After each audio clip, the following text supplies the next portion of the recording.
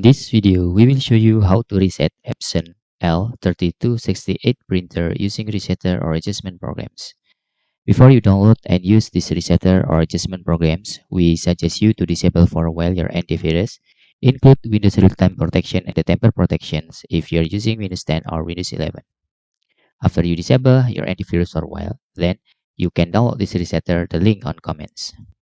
After you download the resetter file, you can just extract the file by right-clicking on the file and select Extract All. And click Extract button here. Open the resetter folder and you can run the adjustment programs. But for the first time use, you need a password that you can see in this password.txt files. After that, you can run the adjustment program. In here, you can directly click the select button and choose the model L3268 printer and click OK. In here, you can click particular adjustment mode after that and choose was ink pad counter and click OK. Then you can tick main pad counter option, platen pad counter option, and ink system pad counter option. After that, you can click check button. Then you can click initialize button.